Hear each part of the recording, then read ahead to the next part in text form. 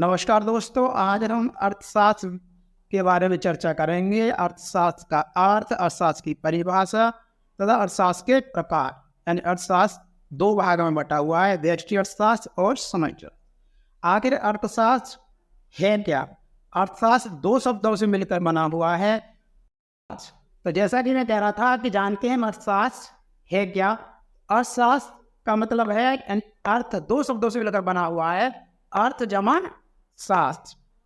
यानी अर्थ का मतलब होता है धन और शास्त्र माने विज्ञान, यानी धन का विज्ञान। यानी अर्थशास्त्र वह शास्त्र है कि इसमें धन संबंधी क्रियाओं का अध्ययन किया जाता है, यानी धन के विज्ञान को अर्थशास्त्र कहते हैं। अगर हम एडम स्मिथ की बात करें तो उसकी परिभाषा के अनुसार भी economics is the science of the wealth, यानी अर्थशास्त्र एक धन संबंधी विज्ञान है, यानी ऐसा विषय जिसमें हम धन के बारे में अध्ययन करते हैं। कालांतर में अर्थशास्त्र में बहुत सी बातें और भी जुड़ती गई। आज अगर हम देखें तो ऐसा कोई संसार में चीज दिखाई नहीं देती जो अर्थशास्त्र से भिन्न हो जाए। वह पूरा का पूरा पर्यावरण और अर्थशास्त्र में शामिल कर लिया गया। जैसे कि आप लोगों के विद्यालय में इको क्लब बना हुआ है।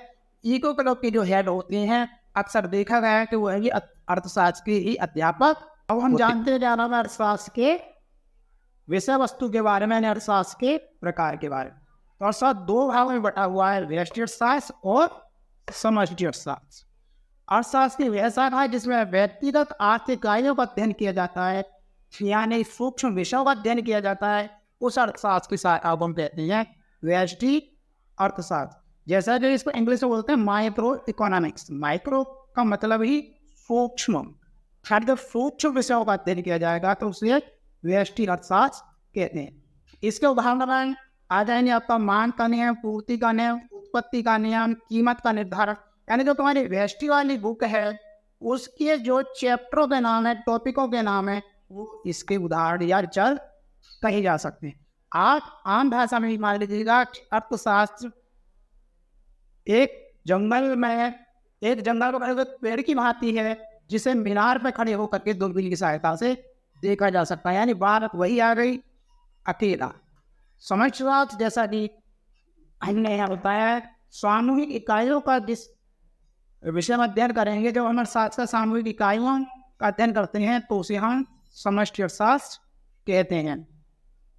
इसमें व्यक्तिगत आर्थिक इकाइयों का अध्ययन नहीं किया जाएगा, सामूहिक आर्थिक इकाइयों का अध्ययन किया जाता है। जैसे कि कुल मांग का सिद्धांत, कुल पूर्ति का सिद्धांत, रोजगार का सिद्धांत, राष्ट्रीय आय का सिद्धांत। यानी जो समष्टि वाली बुक है हमारी, उसकी जो चैप्टरों के नाम है या उसके जो टॉपिकों के नाम है उसे अब समष्टि अर्थशास्त्र के उदाहरण के रूप में देख सकते हैं। अर्थशास्त्र की अगर हम बात करें तो अर्थशास्त्र एक जंगल की भांति है जिसे हम मीनार पर खड़े होकर के नंगी आंखों से देख सकते हैं। तो अंत में सीधा जब सामूहिक इकाइयों का अध्ययन किया जाए, जब व्यक्तिगत आर्थिक इकाइयों का अध्ययन किया जाए तो व्यष्टि अर्थशास्त्र, और जब सामूहिक इकाइयों का अध्ययन किया जाए तो समष्टि अर्थशास्त्र। इसी के साथ साथ हमारा आज का अर्थशास्त्र का अर्थ, अर्थशास्त्र की विषय वस्तु यानी अर्थशास्त्र की प्रकार का टॉपिक खत्म। इसके अलावा अगर अर्थशास्त्र के किसी भी टॉपिक के विषय में आपको जानना है तो मुझे कमेंट बॉक्स में जरूर लिखिएगा, और साथ ही अगर आपको समझ में आया हो या ठीक लगे तो चैनल को सब्सक्राइब जरूर कीजिएगा। अगले टॉपिक के साथ में फिर मिलूंगा। धन्यवाद। आपका साथी वेद प्रकाश।